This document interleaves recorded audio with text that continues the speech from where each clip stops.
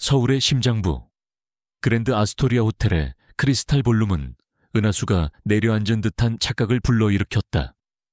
수천 개의 스와로브스키 크리스탈로 이루어진 샹들리에가 눈부신 빛을 쏟아냈고 그 아래에는 대한민국의 부하 권력을 상징하는 인물들이 샴페인 잔을 든 채 우아하게 담소를 나누고 있었다. 매년 열리는 이 자선 갈라 행사는 단순한 사교의 장이 아니었다. 그것은 보이지 않는 전쟁터였고 새로운 동맹이 맺어지고 낡은 관계가 끊어지는 철저한 계산과 위선으로 가득 찬 공간이었다. 그 혼돈의 중심에 섬처럼 고요하게 서 있는 남자가 있었다. SKI 쿠 알피우의 총수 강지훈, 30 중반의 나이라고는 믿기지 않는 깊고 차가운 눈매, 한치의 흐트러짐도 없는 맞춤 수트, 그리고 주변의 소음을 완벽하게 차단하는 듯한 무심한 표정. 그는 그 자체로 하나의 권력이었다. 사람들은 그를 얼음 장벽이라 불렀다. 감정을 드러내지 않았고 협상 테이블에서는 피도 눈물도 없었으며 그의 결정 하나에 수조 원의 자본이 움직였다. 오늘 밤 그는 이 행사의 가장 큰 후원자 중 한 명으로 참석했지만 그의 눈에는 지루함과 경멸의 빛이 섞여 있었다. 회장님, 상공회의소 김 의원님이 인사를 청합니다. 그림자처럼 그를 수행하던 박도식 실장이 낮은 목소리로 속삭였다. 지훈은 고개만 살짝 끄덕였다. 정치인, 재벌 총수, 유명 예술가들이 차례로 다가와 그에게 아첨 섞인 인사를 건넸다. 그는 기계적으로 악수를 하고 의미 없는 미소를 지으며 간결한 대답을 돌려주었다. 그의 머릿속은 온통 다음 주에 있을 반도체 신기술 발표회에 대한 생각뿐이었다. 이 위선적인 가면무도회는 그에게 아무런 감흥도 주지 못했다. 바로 그때였다. 볼룸의 거대한 문이 열리며 모든 사람의 시선이 한 곳으로 쏠렸다. 소음이 거짓말처럼 잦아들고 공기 중에 미묘한 긴장감이 흘렀다. 그곳에는 한 여자가 서 있었다. 깊은 밤하늘을 연상시키는 벨벳 드레스를 입은 여자. 길게 늘어뜨린 흑요석 같은 머리카락과 대조적으로 새하얀 피부는 달빛처럼 차갑게 빛났다. 그녀의 등장은 마치 잘 짜인 연극의 클라이맥스 같았다. 사람들은 수군거리기 시작했다. 이클립스 캐피탈의 한서연 대표군. 정말 미스터리한 여자야. 몇 년 만에 투자 업계를 뒤흔들어 놨지. 그녀의 배경에 대해 아는 사람이 아무도 없어. 한서연, 강지훈 역시 그녀의 이름을 익히 들어 알고 있었다. 혜성처럼 나타나 과감한 투자와 냉철한 판단력으로 단숨에 업계의 거물이 된 여자. 그녀의 투자사는 이름처럼 모든 것을 집어삼키는 일식과도 같았다. 하지만 그녀는 철저하게 자신을 숨겼고 언론 인터뷰는 물론 사교계 행사에도 거의 모습을 드러내지 않았다. 그런 그녀가 오늘 이 자리에 나타난 것이다. 지훈의 무심했던 눈에 처음으로 흥미라는 감정이 스쳐 지나갔다. 그는 자신과 비슷한 종류의 인간을 알아볼 수 있었다. 세상의 소음으로부터 스스로를 격리하고 오직 목표만을 향해 나아가는 포식자. 두 사람의 시선이 허공에서 부딪혔다. 아주 짧은 순간이었지만 마치 두 개의 빙하가 충돌하는 듯한 차가운 스파크가 튀었다. 한서연은 지훈을 향해 아주 미세하게 고개를 숙여 보였지만 그것은 존중이라기보다는 탐색에 가까운 몸짓이었다. 지훈 역시 잔을 들어 가볍게 화답했다. 두 사람 사이에는 그 어떤 대화도 오가지 않았지만 볼룸 안의 모든 사람들은 두 거물에 보이지 않는 기싸움을 느낄 수 있었다. 행사의 하이라이트인 자선 경매가 시작되었다.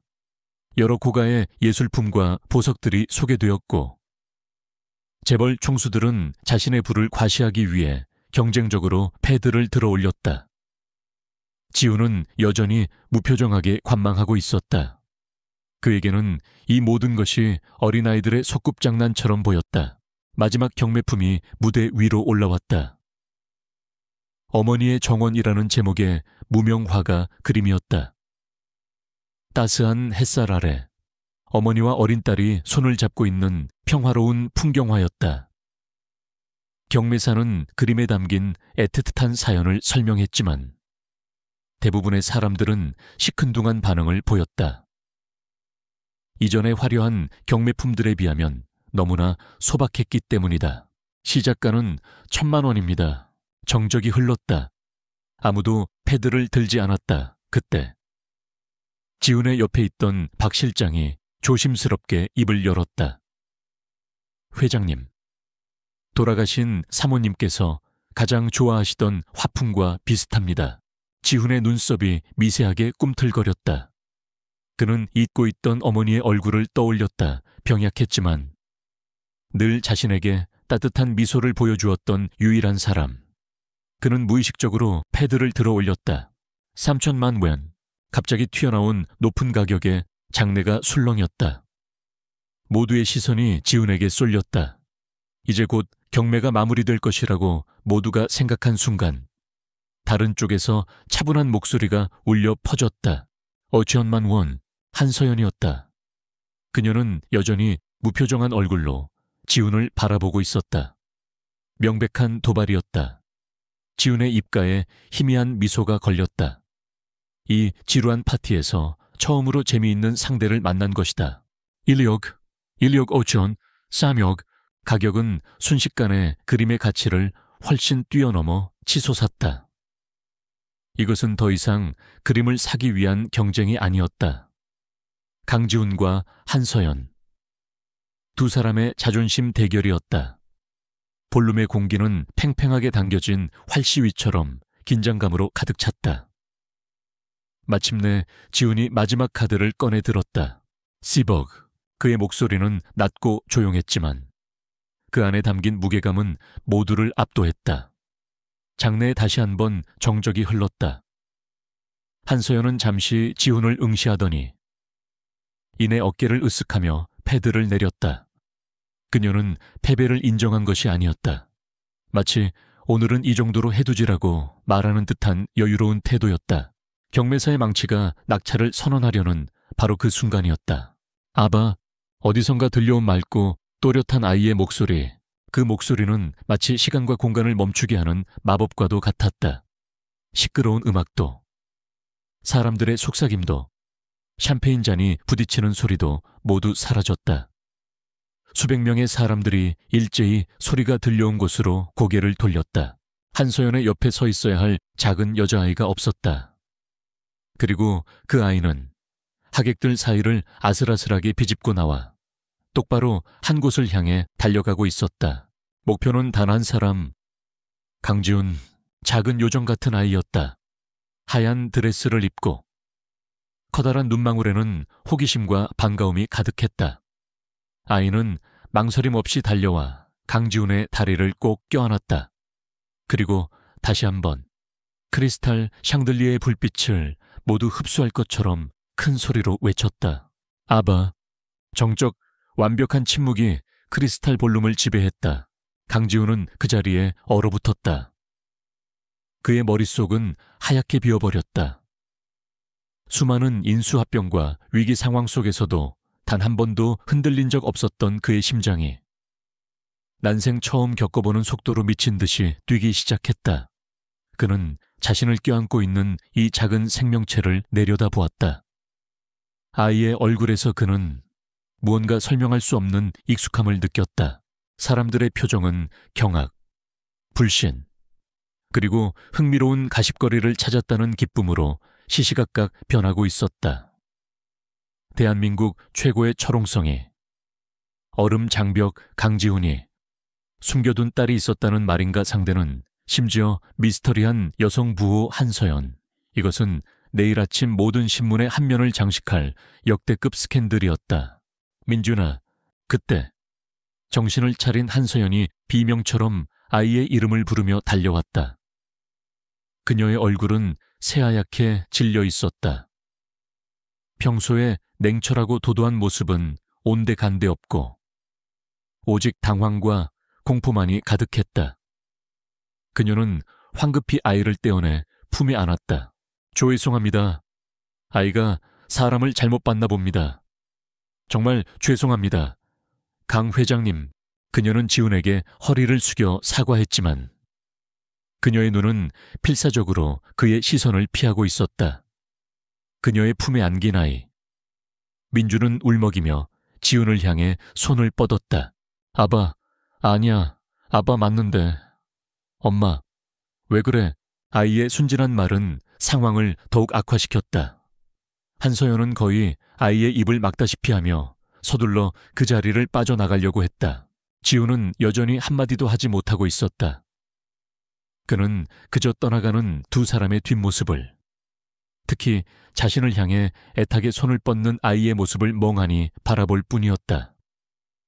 그의 머릿속에서는 아빠라는 단어가 끊임없이 메아리치고 있었다.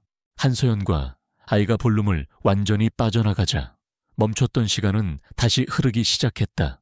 사람들은 이제 노골적으로 수군거리기 시작했고 몇몇 기자들은 이미 휴대폰을 꺼내 어딘가로 다급하게 연락을 취하고 있었다. 박도식 실장이 재빨리 지훈의 곁으로 다가와 주변을 경계하며 낮은 목소리로 말했다. 회장님, 일단 자리를 피하시는 게 좋겠습니다. 제가 수습하겠습니다. 하지만 지훈은 움직이지 않았다. 그의 시선은 두 사람이 사라진 문에 고정되어 있었다. 그의 차가운 눈동자 속에서는 아무도 본 적 없는 거대한 폭풍이 휘몰아치고 있었다.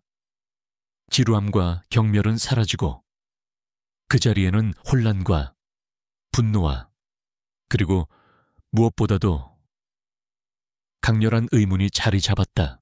한서연, 그리고 저 아이는 대체 누구인가? 그는 자신을 스쳐 지나갔던 수많은 여자들을 떠올려 보려 했지만 그 누구도 한서연과 겹쳐지지 않았다. 하지만 아이의 얼굴에서 느꼈던 기묘한 익숙함은 뇌리에 박혀 사라지지 않았다. 지훈은 천천히 고개를 돌려 박 실장을 바라보았다. 그의 목소리는 평소처럼 냉정했지만 그 안에는 얼음 밑을 흐르는 용암 같은 뜨거움이 담겨 있었다. 박 실장. 예.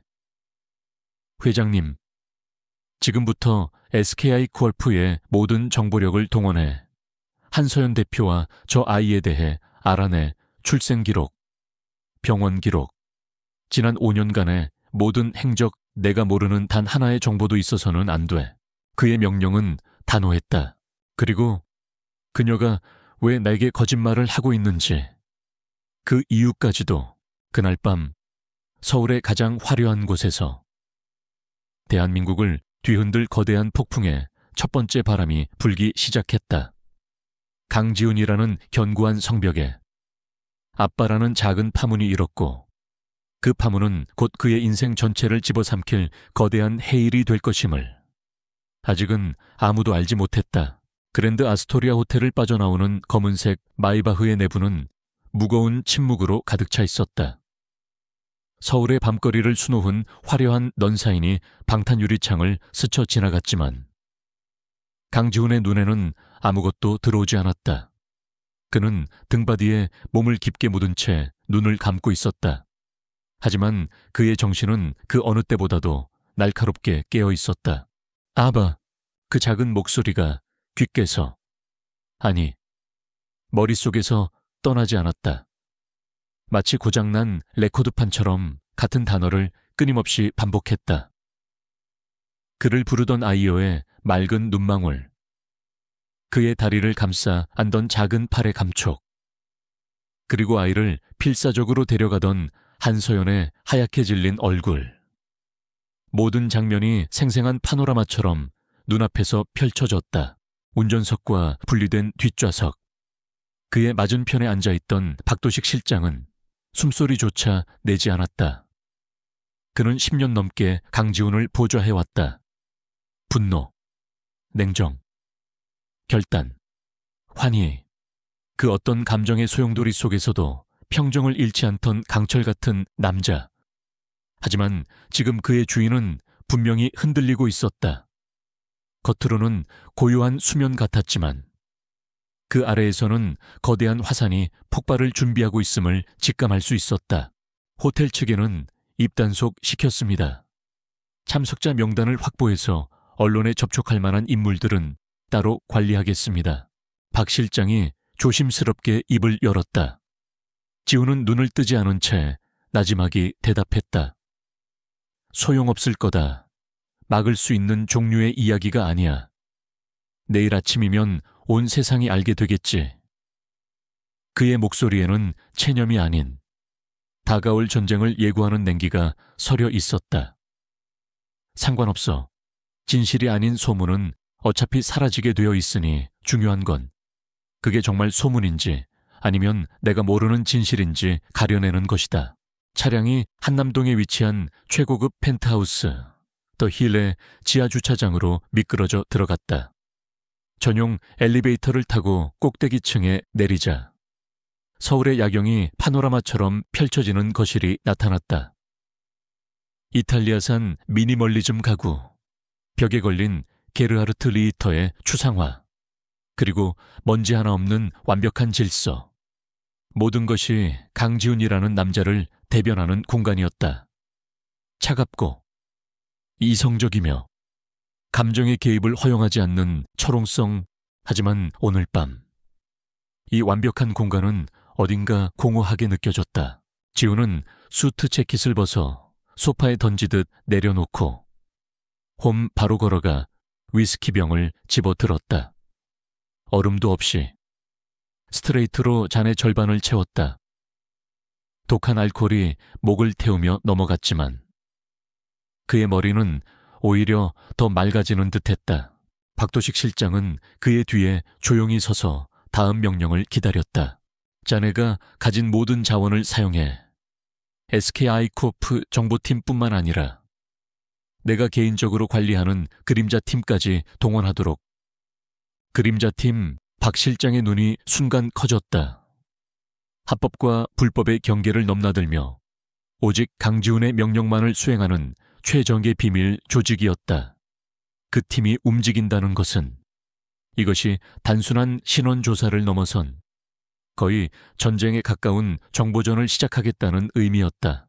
한소연 대표와 한민준, 그 아이의 모든 것을 가져와 태어난 순간부터 오늘 밤까지 단 1초의 공백도 없이 그녀가 누구와 만났고 어디에 갔으며 무슨 돈을 썼는지 전부 그녀의 과거는 지워져 있겠지.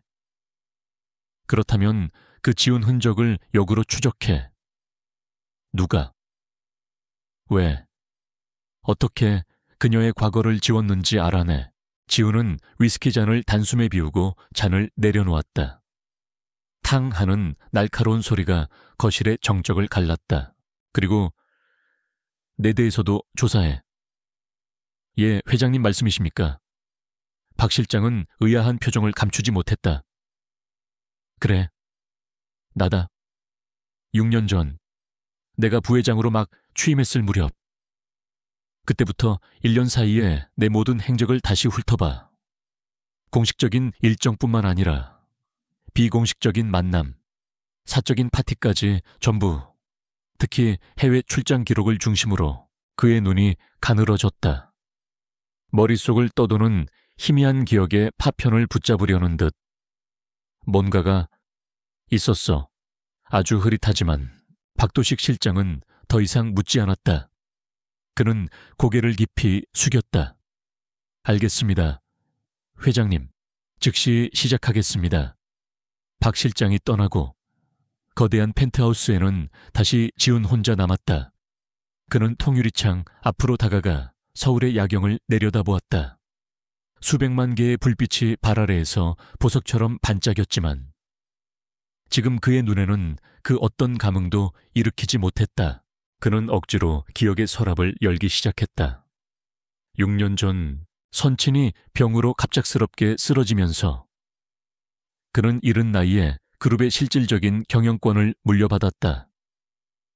이사회 의장 자리를 놓고 삼촌과 치열한 암투를 벌이던 시기. 하루가 48시간이라도 모자랄 정도로 바빴고 매 순간이 살얼음판을 걷는 듯한 긴장의 연속이었다. 기억이 희미한 그날은 아마 싱가포르에서 열린 아시아 테크놀로지 서밋이었을 것이다. 대규모 투자 유치에 성공한 후 호텔 스카이라운지에서 열린 비공식적인 축하 파티. 수많은 사람들이 그에게 축하를 건넸고 그는 수없이 많은 샴페인 잔을 부딪혔다. 그때였다. 시끄러운 파티의 소음 속에서 유독 또렷하게 들려왔던 한 여자의 목소리. 강지훈 부회장님. 그렇죠. 생각보다 훨씬 젊으시네요. 그리고 생각보다 훨씬 방어적이시고. 그는 고개를 돌렸다. 그곳에는 낯선 동양인 여자가 샴페인 잔을 들고 그를 보며 미소 짓고 있었다. 지금의 한서연처럼 차갑고 신비로운 분위기는 아니었다.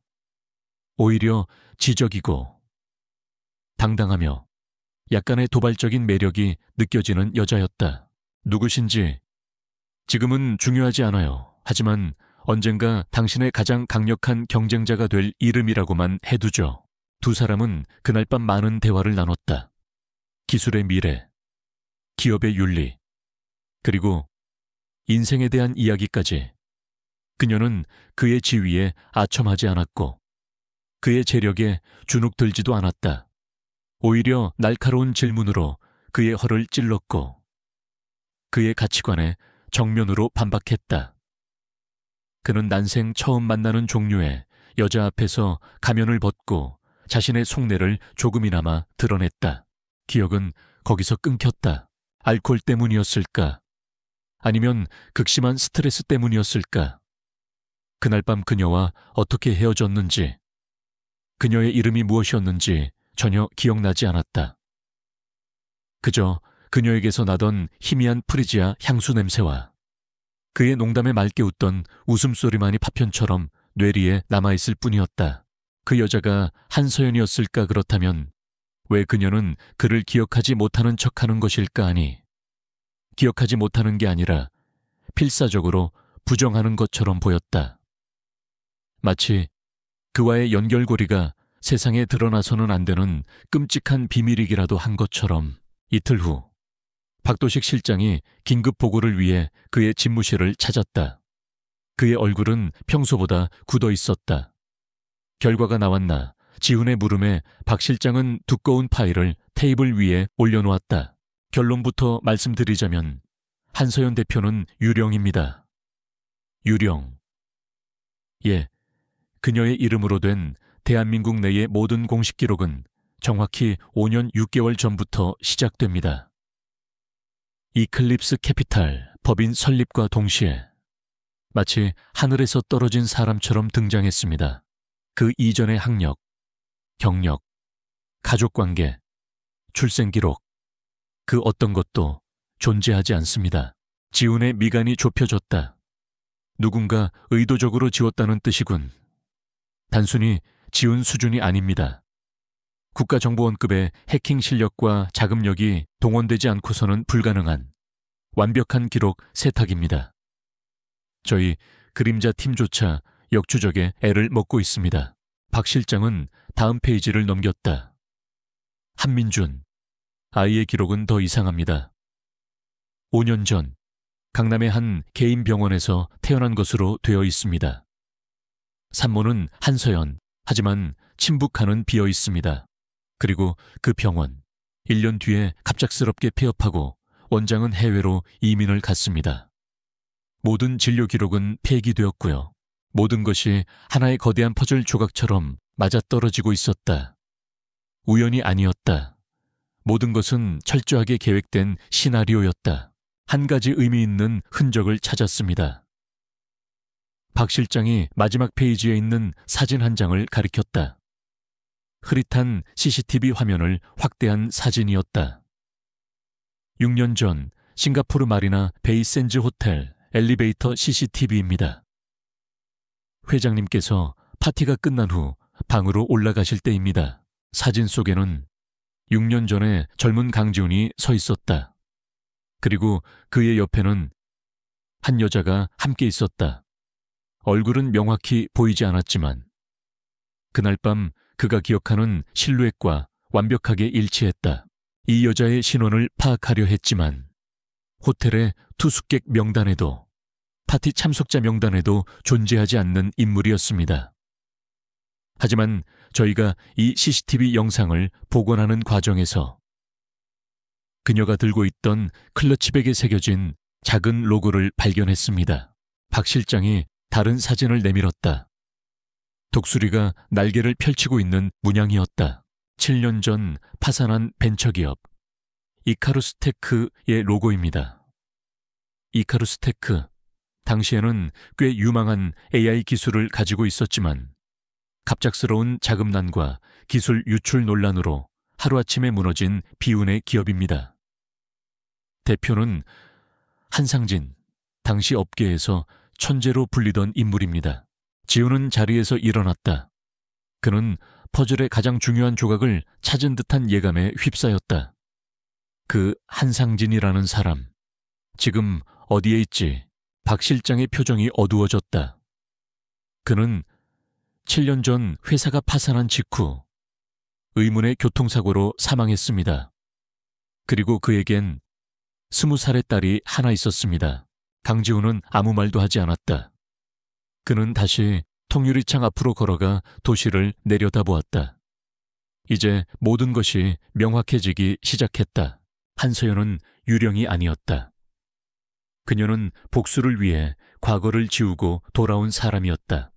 그리고 그 복수의 중심에는 어쩌면 자신과 자신의 딸이 있을지도 모른다는 끔찍한 가정이 그의 머릿속을 스쳐 지나갔다. 그녀는 대체 무엇으로부터 아이를 지키고 있는 것인가? 그리고 그녀의 복수의 칼날은 과연 누구를 향하고 있는 것인가? 조사가 진행될수록 의문은 풀리는 것이 아니라 더 거대한 미스터리의 심연으로 그를 끌어당기고 있었다. 조사는 벽에 부딪혔다. 한서연이라는 여자는 자신의 과거 위에 두꺼운 콘크리트 벽을 쌓아 올린 듯했다. 이카루스테크와 한상진 대표의 비극적인 죽음은 분명한 연결고리였지만 그것을 현재의 한서연과 법적으로 그리고 물리적으로 연결할 증거는 어디에도 없었다. 그녀는 과거의 자신을 완벽하게 살해하고 새로운 인물로 다시 태어난 것과 같았다. 강지훈은 이런 교착 상태를 좋아하지 않았다. 그는 기다리는 사냥꾼이 아니었다. 직접 사냥감을 몰아붙여 길을 만들어내는 포식자였다. 간접적인 조사가 한계에 부딪혔다면 이제는 직접 부딪혀서 균열을 만들어낼 차례였다. 박 실장, 이클립스 캐피탈의 한서연 대표와 공식적인 미팅을 잡아 강지훈의 집무실. 책상 위에는 한서연에 대한 빈약한 보고서가 놓여 있었다. 미팅이라 하시면 어떤 명분으로? 스카이아이 콜프의 벤처 투자 부문에서 이클립스 캐피탈과의 협력 방안을 모색하고 싶다고 해. 최근 그들이 투자한 바이오테크 기업에 우리도 관심이 많다고 덧붙여. 거절할 수 없는 제안일 거야. 그것은 명백한 미끼였다. 한서연이 비즈니스라는 명분 뒤에 숨은 그의 진짜 의도를 모를 리 없었다. 하지만 대한민국 재계 1위인 SKYQRP 총수의 공식적인 미팅 요청을, 그럴듯한 이유까지 붙은 제안을 그녀가 거절한다면 그것은 오히려 무언가 숨기는 것이 있다는 것을 인정하는 꼴이 될 터였다. 그녀는 선택의 여지가 없었다. 응하거나 혹은 도망치거나. 그리고 강지훈은 그녀가 도망칠 타입이 아니라는 것을 직감하고 있었다. 예상대로 하루 만에 이클립스 캐피탈 측에서 회신이 왔다. 미팅을 수락한다는 간결한 내용이었다. 약속 당일 강지훈이 탄 마이바흐가 테헤란로의 가장 높은 빌딩 GFC 타워 앞에 멈춰섰다. 이클립스 캐피탈은 이 건물의 최상층 3개층을 사용하고 있었다. 로비에서부터 느껴지는 분위기는 SKYQRP와는 사뭇 달랐다. SKIQRP가 압도적인 규모와 역사를 자랑하는 제국이라면 이클립스 캐피탈은 최첨단 기술로 무장한 날렵한 요새 같았다. 보안은 삼엄했고 직원들의 표정에서는 한치의 흐트러짐도 찾아볼 수 없었다. 전용 엘리베이터를 타고 68층에 내리자 비서가 나와 그를 안내했다. 길고 흰 복도를 지나 마주한 한서연의 집무실 문은 마치 다른 차원으로 들어가는 입구처럼 느껴졌다. 문이 열리는 순간 지우는 잠시 숨을 멈췄다. 집무실은 거대하고 차가웠다. 한쪽 벽면 전체가 통유리로 되어 있어 서울의 정형이 아찔하게 내려다 보였지만 그 풍경마저도 이 공간의 냉기를 덮이지는 못했다. 가구는 최소한으로 배치되어 있었고 색상은 검은색과 회색, 흰색이 전부였다. 개인적인 물건이라고는 찾아볼 수 없었다. 사진 한 장, 장식품 하나 없이 마치 모델하우스처럼 비인간적인 공간이었다. 이곳은 일하는 공간이 아니라 전쟁을 치르는 지휘 통제실에 가까웠다. 그리고 그 통제실의 중앙, 거대한 흑단 책상 뒤에 한서연이 앉아 있었다. 그녀는 지난번 파티에서 본 벨벳 드레스 대신 날카로운 라인의 검은색 정장을 입고 있었다. 머리는 단정하게 묶어 올렸고 화장기 없는 얼굴은 오히려 그녀의 이목구비를 더욱 선명하게 부각시켰다. 그녀의 눈은 심해처럼 깊고 고요해서 그 안의 감정을 읽어내는 것은 불가능해 보였다. 와주셔서 감사합니다. 강 회장님. 그녀가 먼저 입을 열었다. 목소리는 차분했지만 온기는 없었다. 영광입니다. 한 대표님. 지훈 역시 의례적인 답변을 하며 그녀의 맞은편 의자에 앉았다. 두 사람 사이에는 팽팽한 긴장감이 흘렀다. 잠시 동안의 침묵, 비서가 들어와 커피를 내려놓고 나갈 때까지 두 사람은 탐색하는 듯한 시선만을 교환했다. 저희가 투자한 뉴로젠에 관심이 많으시다고 들었습니다. 한서연이 먼저 본론을 꺼내는 듯했다. 지우는 커피잔을 들어 향을 음미하며 천천히 대답했다. 뉴로젠의 기술력은 흥미롭죠. 하지만 오늘 제가 온 진짜 이유는 그게 아니라는 걸 한 대표님도 잘 알고 계실 겁니다. 그의 직설적인 말에 한서연의 눈썹이 미세하게 꿈틀거렸다. 그녀는 몸을 등받이에 기댔다. 방어적인 자세였다. 무슨 말씀을 하시는지 모르겠군요. 그렇습니까? 지훈은 잔을 내려놓았다. 탁 하는 작은 소리가 유난히 크게 울렸다. 그럼 제가 설명해 드리죠.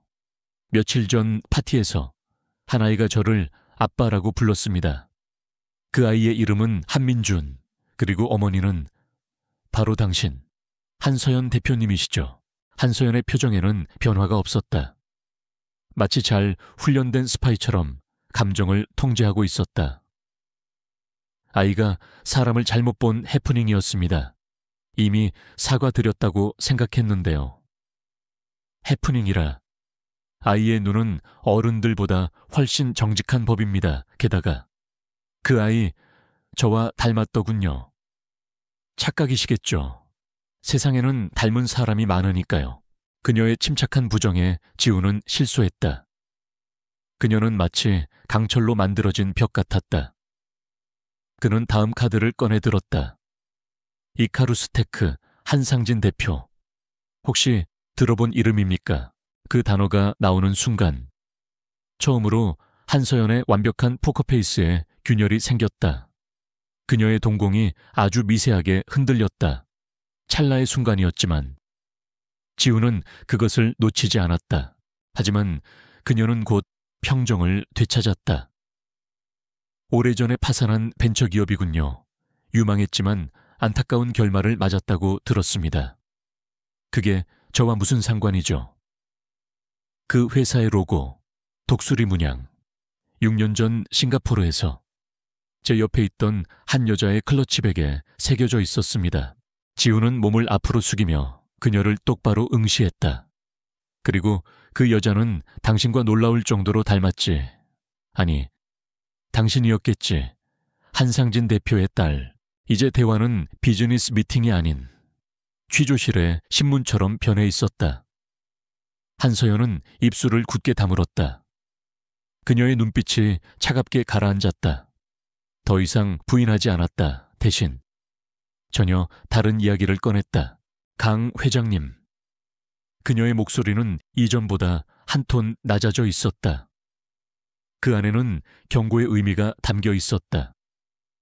당신이 어떤 세상에 살고 있는지는 잘 모르겠지만 당신이 생각하는 것보다 훨씬 더 위험한 곳에 발을 들이려 하고 있습니다. 위험, 네. 위험. 당신이 가진 돈과 권력으로도 막을 수 없는 종류의 위험입니다. 세상에는 법 위에 군림하는 자들이 있고 그들은 자신의 그림자를 밟는 자를 결코 용서하지 않죠. 그녀의 눈빛은 진지했다.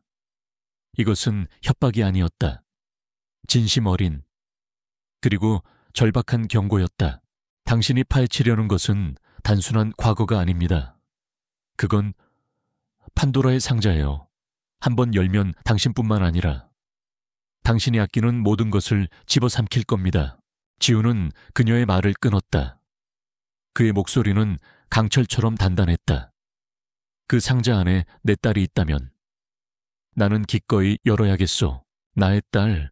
지훈이 그 단어를 입에 담는 순간 한서연의 강철 같던 벽이 와르르 무너져 내렸다. 그녀의 눈이 크게 흔들렸고 창백한 얼굴에 당혹감이 스쳐 지나갔다.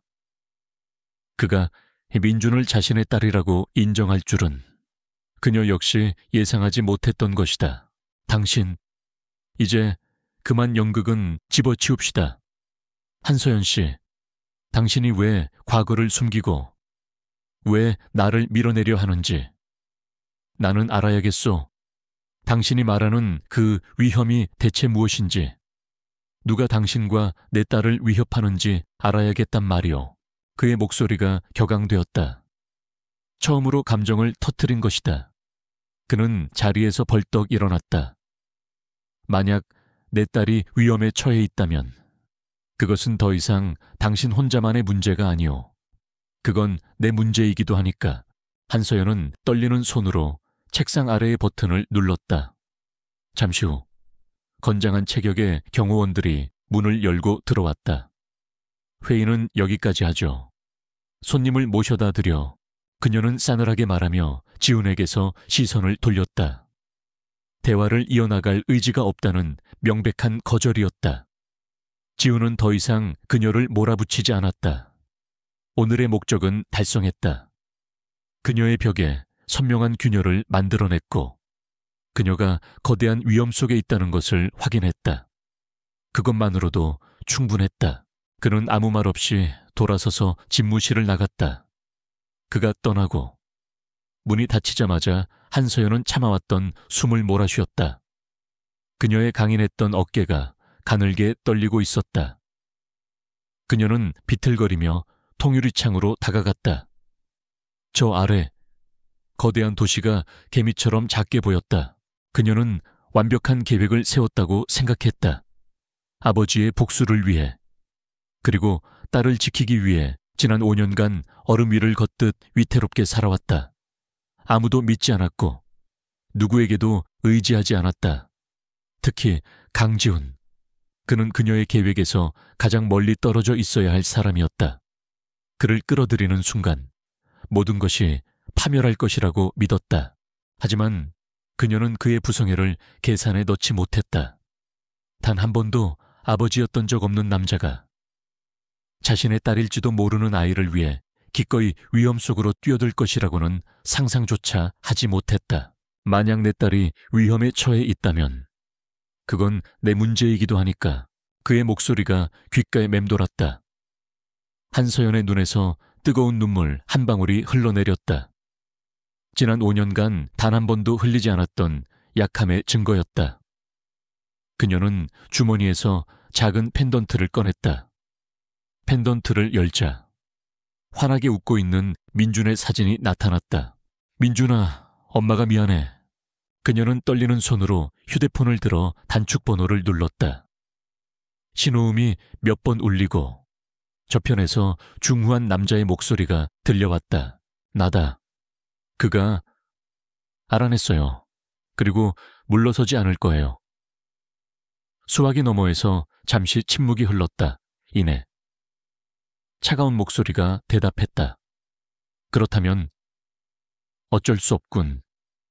강지훈 회장에게도 경고를 해줘야겠지. 우리가 어떤 사람인지 잊어버린 모양이니. 통화가 끊겼다.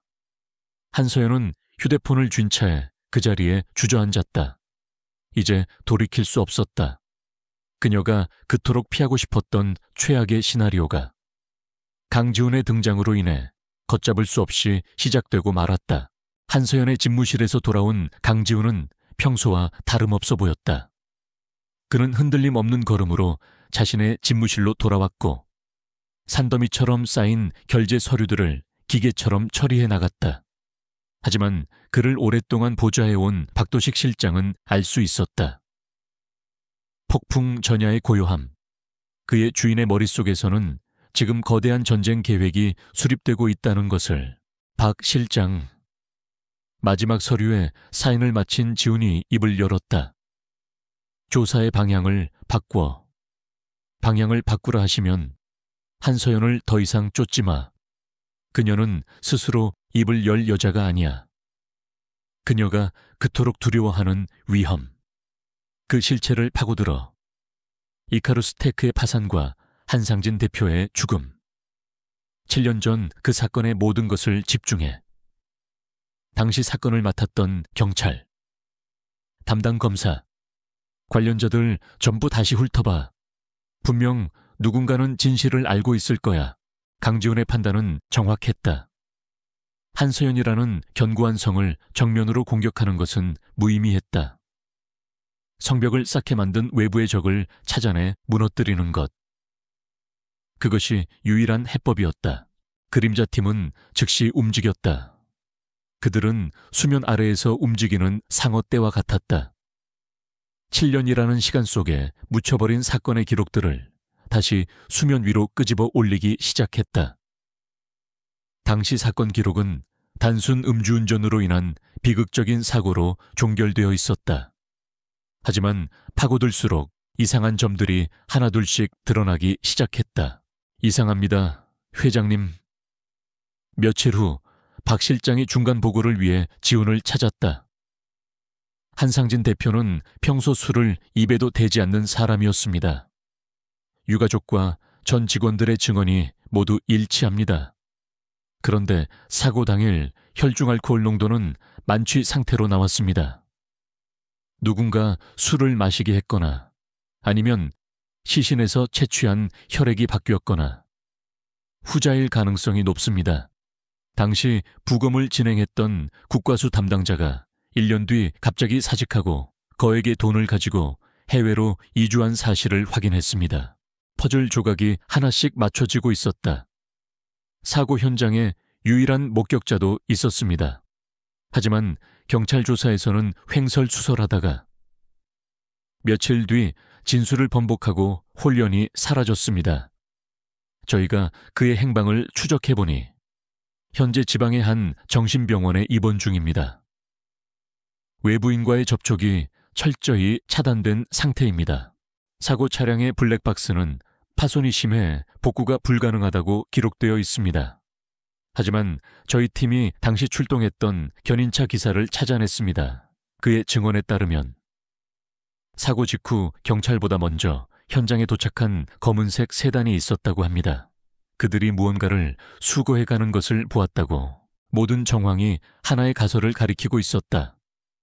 한상진의 죽음은 사고가 아니라 완벽하게 계획된 살인이었다. 대체 누가?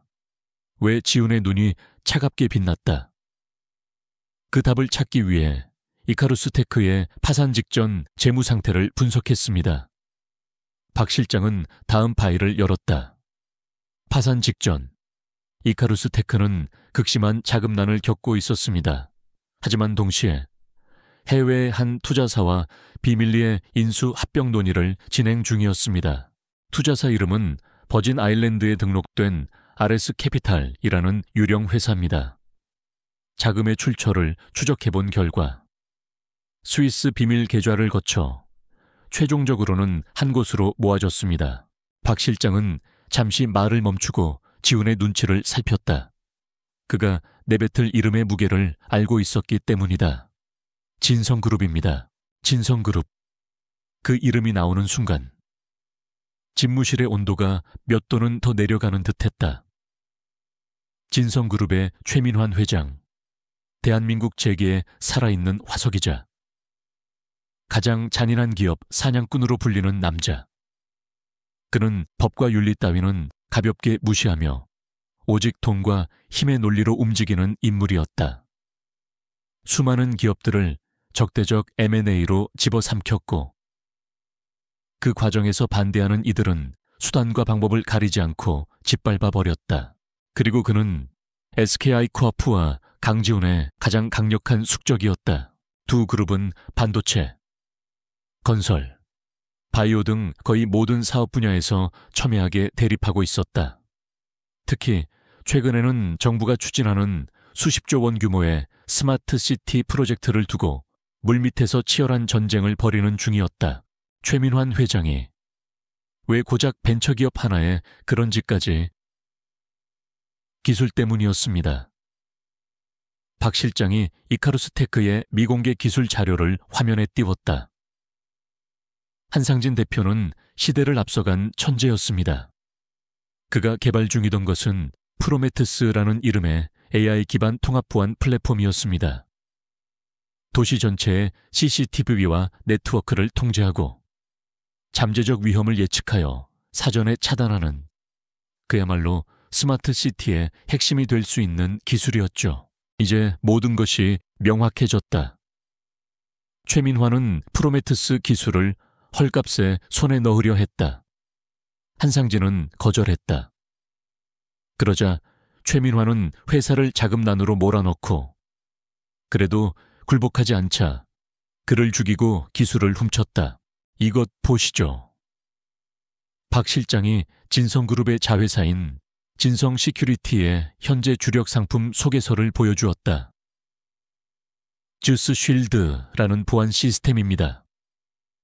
7년 전 이카루스 테크의 기술을 훔쳐 만든 복제품이죠. 지금 스마트 시티 프로젝트에서 진성그룹이 가장 강력하게 내세우는 무기이기도 합니다. 강지훈은 자리에서 일어났다.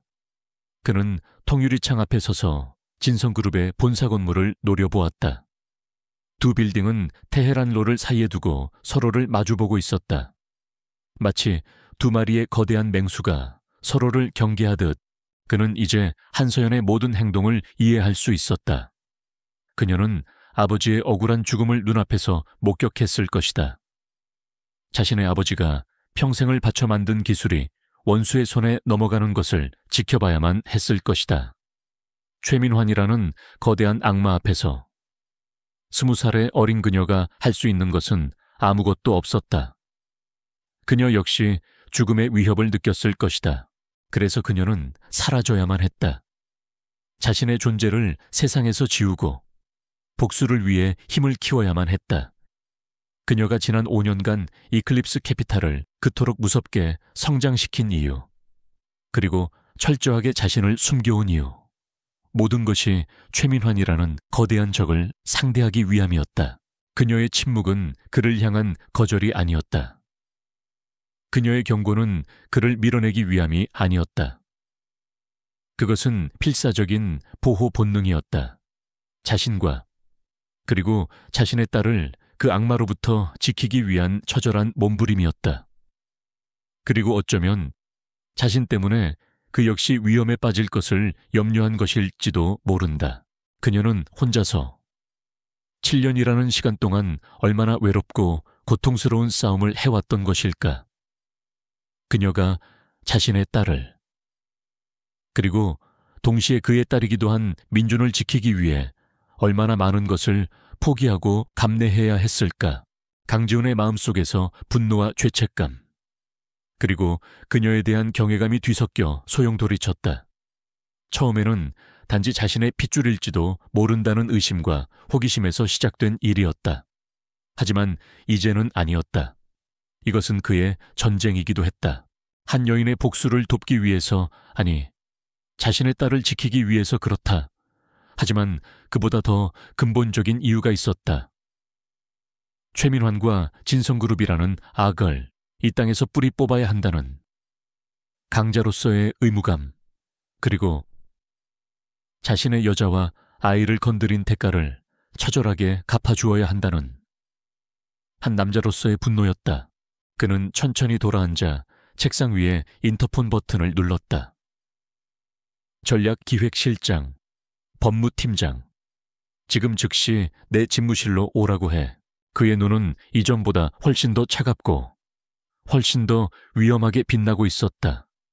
숙적이자 원수, 그리고 이제는 자신의 딸을 위협하는 잠재적인 위협. 최민환, 박 실장. 예, 회장님. 진성그룹과의 전쟁을 준비해. 스마트 시티 프로젝트는 시작에 불과할 거야. 그의 목소리는 조용했지만 그 안에 담긴 결의는 집무실의 공기를 얼려버릴 듯했다. 과거의 상처는 이제 현재의 전쟁이 되었고 한서연이라는 미스터리는 강지훈이 반드시 지켜내야 할 이유가 되었다. 진성그룹이라는 거대한 유령이 마침내 그 실체를 드러낸 순간이었다. 강지훈이 진성그룹과의 전쟁을 선포한 이후 SKY스큐어프의 분위기는 눈에 띄게 달라졌다. 그의 지휘 아래 그룹의 모든 핵심 역량은 스마트 시티 프로젝트에 집중되었다. 표면적으로는 대한민국 최고의 두 기업이 미래 도시의 비전을 놓고 벌이는 정정당당한 경쟁처럼 보였다. 하지만 수면 아래에서는 보이지 않는 칼날이 오가고 있었다. 강지훈은 최민환이 가장 아파할 곳을 정확히 알고 있었다. 그는 진성그룹의 약한 고리인 자금 흐름과 해외 페이퍼 컴퍼니들을 은밀하게 파고들기 시작했다. 동시에 스마트 시티 프로젝트 제안서에서 진성 시큐리티의 주스 쉴트가 가진 기술적 결함과 보안 취약점을 집요하게 공격했다. 그것은 마치 거대한 성벽의 가장 낡은 벽돌을 찾아내 정밀하게 타격하는 것과 같았다. 그의 공격은 효과적이었다. 프로젝트 수주전의 흐름이 미세하게 SKY 코얼프 쪽으로 기울기 시작했다. 한편 서울의 또 다른 마천루 진성그룹 본사 회장실. 최민환 회장은 자신의 집무실에 있는 거대한 수조 속 상어를 바라보고 있었다. 유유히 헤엄치는 상어는 그의 분신과도 같았다. 목표를 정하면 결코 놓치지 않고 피냄새를 맡으면 광적으로 돌변하는 바다의 포식자. 그의 집무실은 강지훈이나 한서연의 그것과는 전혀 달랐다.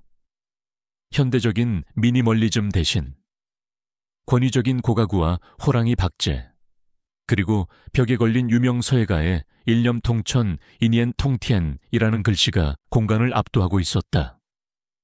낡았지만 그만큼 더 위압적이고 잔인한 힘의 역사를 보여주는 공간이었다. 회장님. 그의 충복인 윤 상무가 고개를 숙이며 들어왔다. 그의 얼굴에는 긴장감이 역력했다. 강지훈이 7년 전 이카루스 테크 건을 파고 있는 것 같습니다. 당시 관련자들 주변에 그림자들이 어른거린다는 보고입니다. 최민환은 상어에게 먹이를 던져주며 천천히 돌아섰다. 60을 넘긴 나이에도 그의 눈빛은 여전히 굶주린 맹수처럼 번뜩였다. 그는 헛웃음을 터뜨렸다. 어린 놈이 겁을 상실했군. 애비 밑에서 곱게 자란 온실 속 화초인 줄 알았더니 감히 내 정원에 발을 들여. 그의 목소리는 낮았지만 그 안에는 서늘한 분노가 담겨 있었다. 아직 세상이 얼마나 무서운 곳인지 가르쳐주지 못한 내 불찰이다. 똥인지 된장인지 찍어 먹어봐야 아는 놈들이 있지. 그는 시계 불을 붙여 깊게 한 모금 빨아들였다. 자욱한 연기가 그의 주름진 얼굴을 감쌌다. 경고를 해줘라.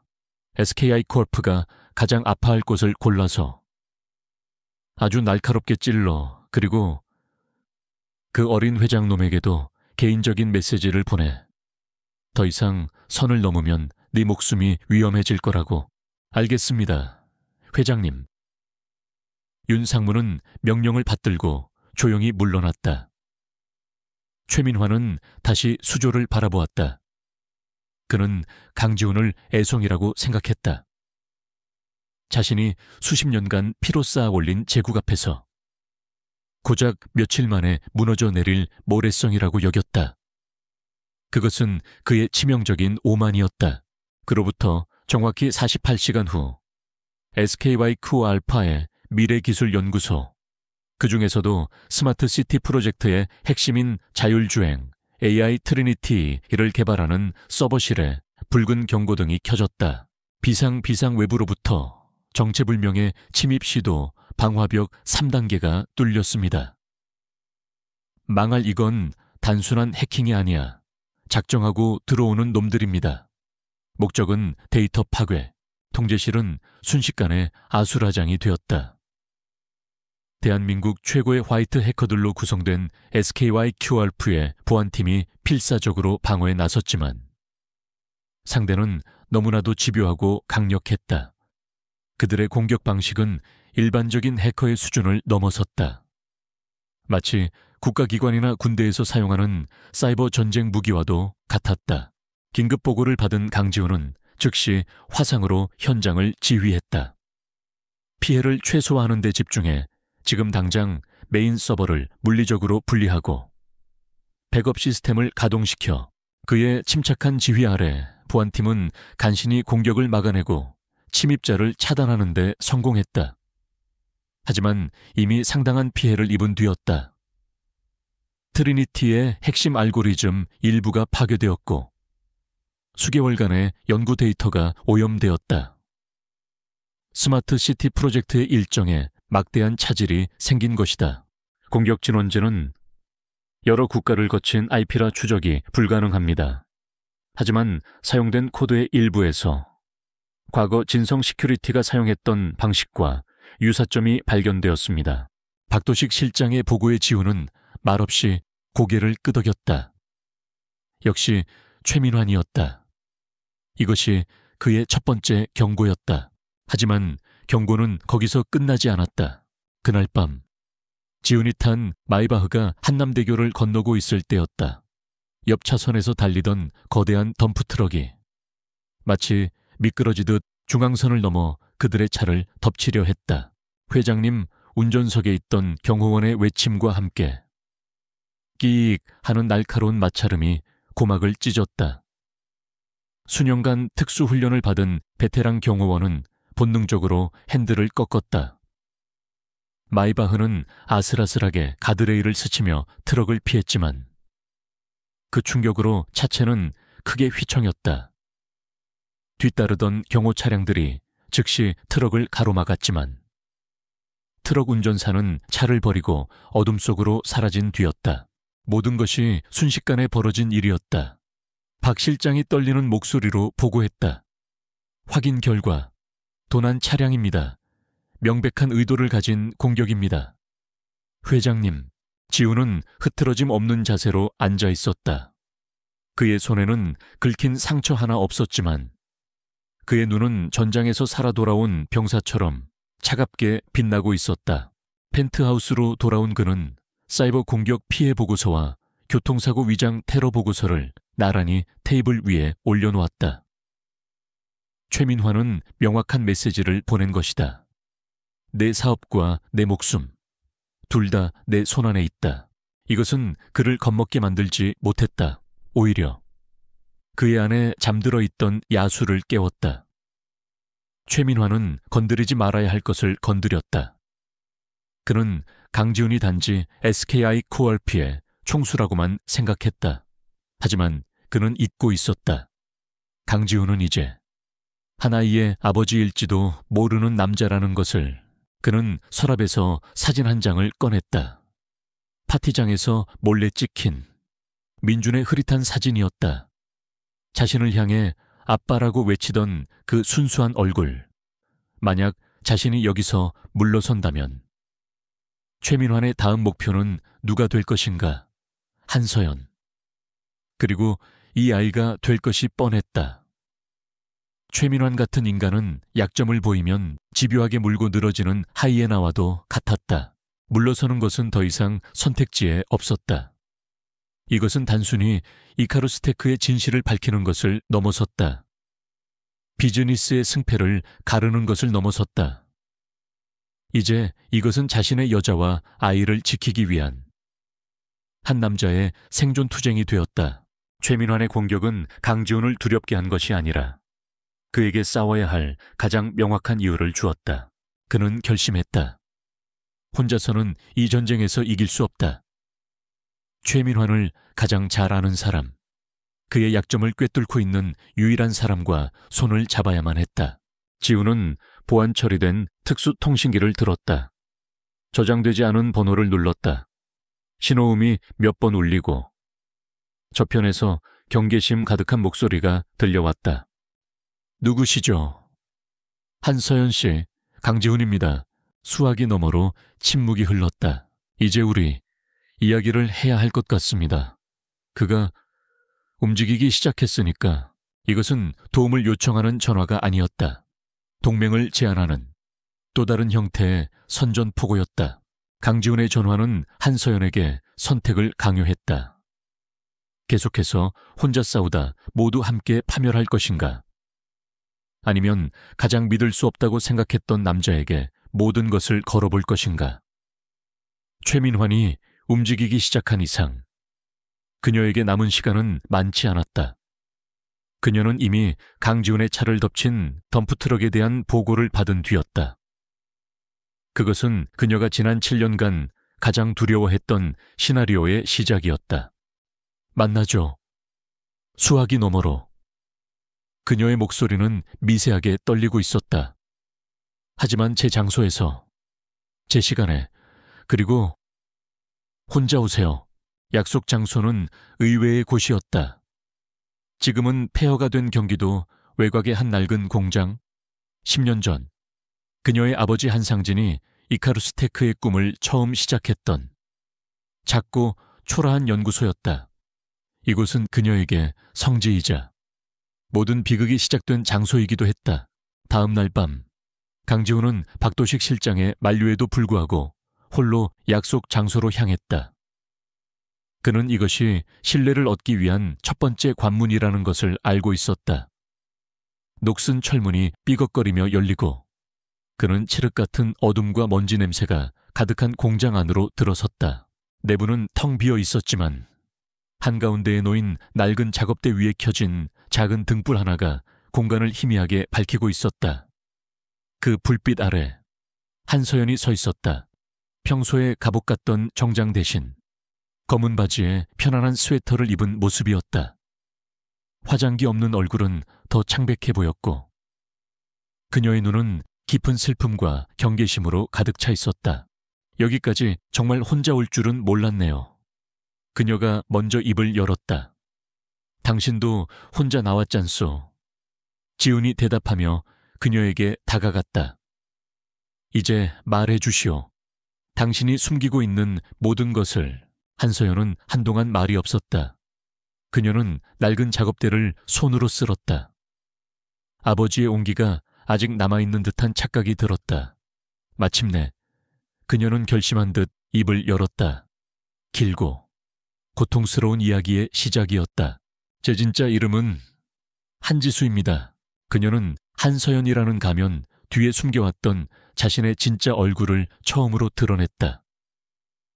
그녀의 목소리는 낮고 차분했지만 그 안에는 7년 동안 억눌러왔던 슬픔과 분노가 강물처럼 흐르고 있었다. 아버지는 천재셨어요. 그리고 바보였죠. 세상을 더 좋은 곳으로 만들 수 있다는 순진한 믿음을 가진 그런 분이셨어요. 프로메테우스는 아버지의 모든 것이었습니다. 단순한 기술이 아니라 그의 꿈이자 희망이었죠. 그녀는 최민환과의 첫 만남을 이야기했다. 처음에는 인자한 투자자인 척 접근했던 늙은 뱀의 얼굴. 아버지의 기술을 칭찬하며 동업을 제안했지만 그 눈빛 속에는 탐욕과 소유욕이 번뜩이고 있었다. 아버지는 그의 제안을 거절했다. 자신의 기술이 사람을 통제하고 억압하는 데 쓰일 것을 염려했기 때문이다.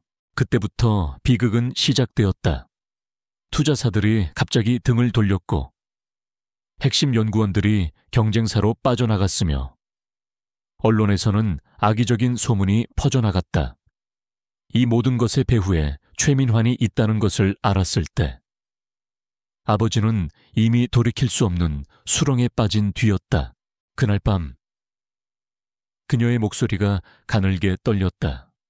그녀는 그날의 기억을 떠올리는 것만으로도 온몸이 얼어붙는 듯했다. 아버지는 마지막 지푸라기라도 잡는 심정으로 다른 투자자를 만나러 가는 길이셨어요. 저도 그 채 함께 타고 있었죠. 비가 아주 많이 오는 밤이었어요. 그녀의 이야기는 참혹했다. 빗길에 미끄러진 척 위장한 거대한 트럭, 순식간에 종이장처럼 구겨진 차체, 피와 비명, 그리고 부서진 유리 조각들. 그녀는 정신을 잃기 직전 똑똑히 보았다. 차 밖에서 비를 맞으며 서 있는 남자들, 그리고 그들 중 한 명이 휴대폰에 대고 말하는 것을 들었다. 처리했습니다. 회장님께 보고 올리시죠.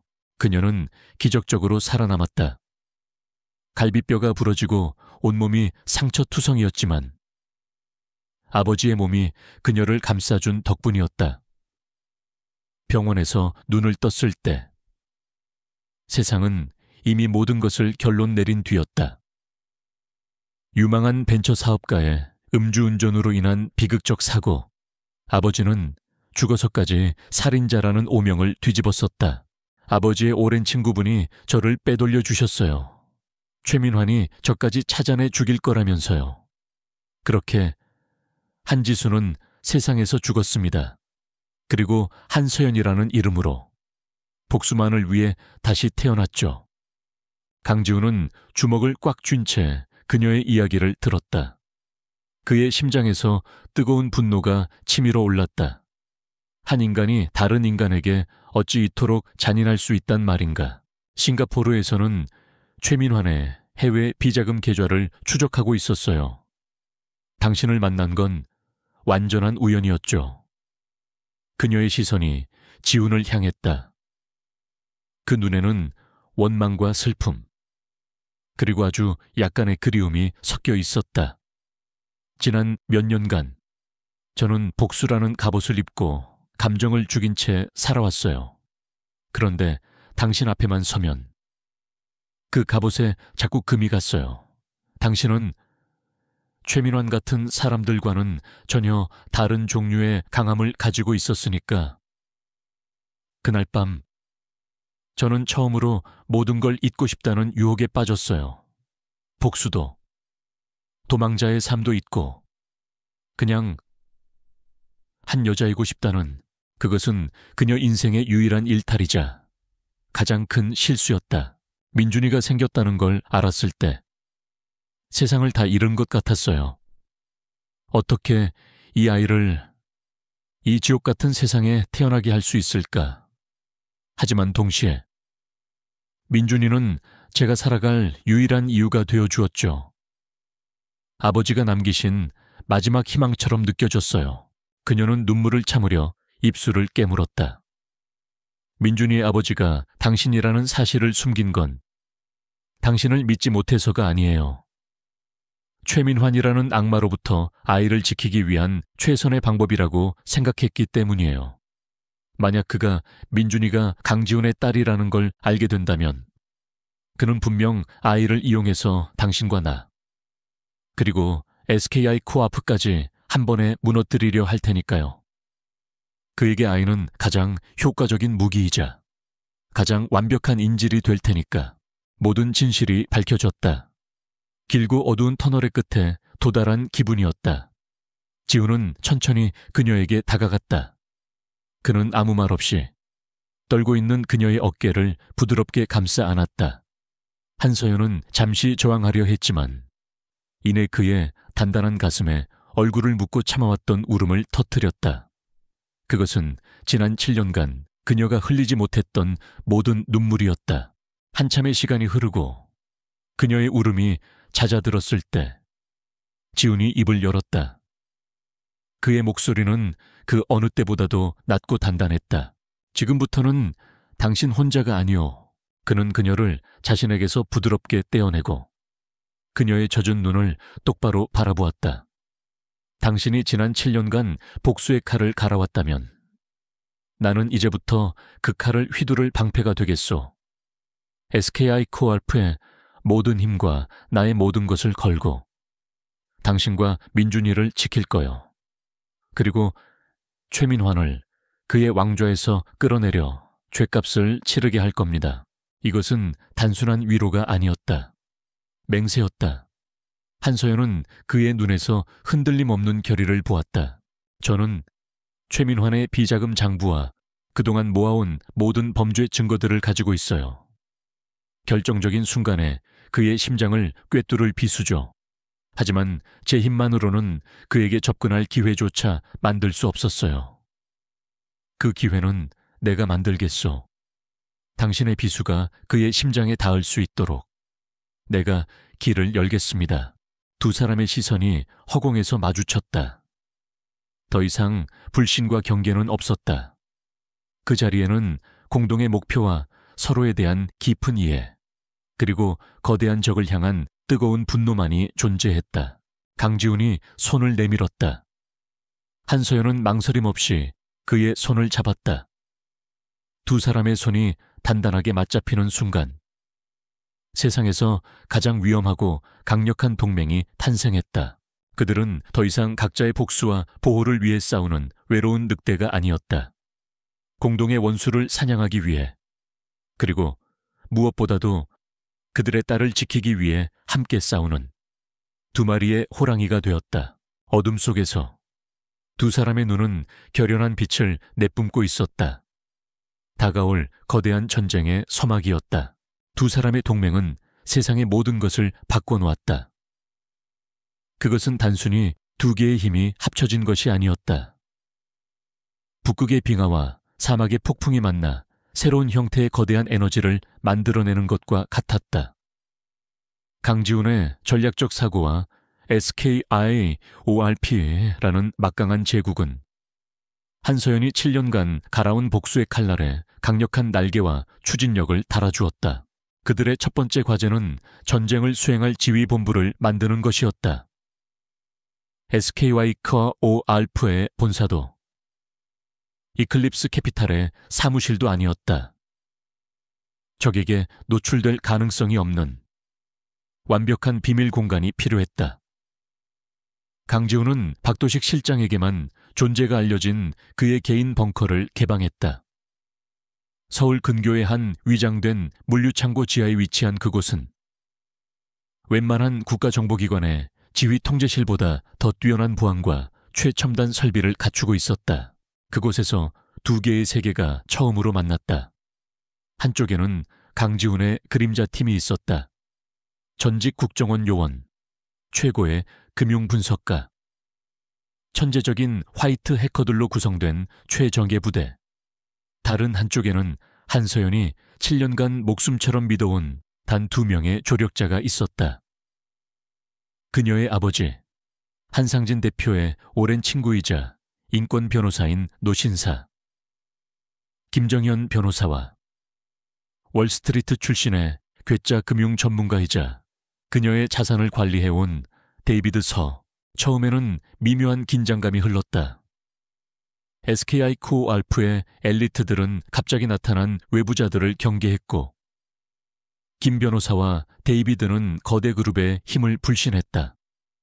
하지만 그 긴장감은 강지훈과 한서연이 회의실 중앙에 나란히 서는 순간 눈 녹듯이 사라졌다.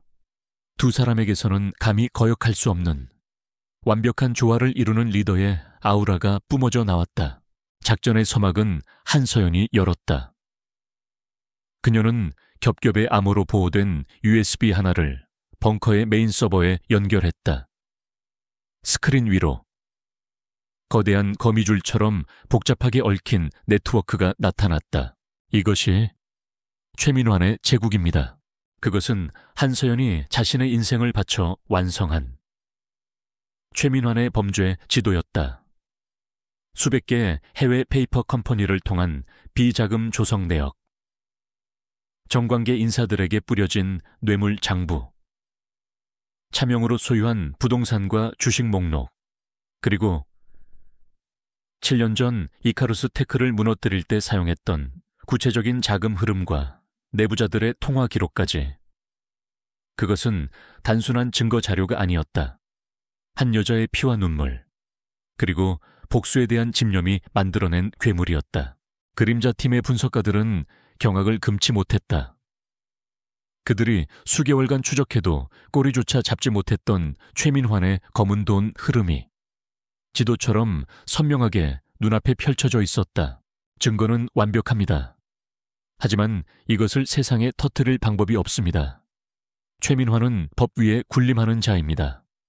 검찰과 언론, 정치권까지 모두 그의 손아귀에 있어요.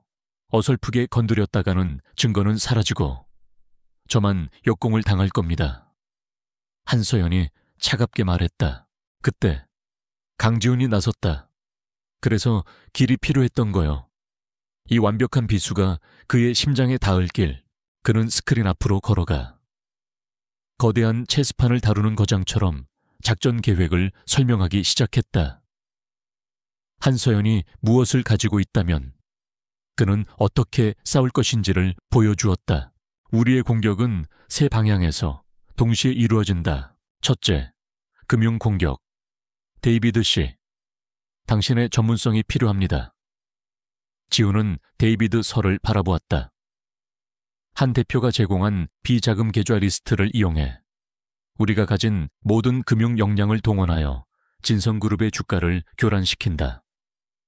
해외 헤지펀드를 동원해 대규모 공매도를 실행하고 최민환의 자금줄 역할을 하는 페이퍼 컴퍼니들을 파산시켜 버리는 거야. 제국의 발밑을 무너뜨리는 작업이다. 둘째, 법적 공격. 김 변호사님, 그는 노신사를 향해 고개를 돌렸다. 당신이 가진 이카루스 테크 사건의 진실과 SKY 이오하 법무팀의 힘을 합칠 겁니다. 국내에서는 승산이 없습니다. 우리는 이 사건을 국제사법재판소와 미국 증권거래위원회로 가져갈 겁니다.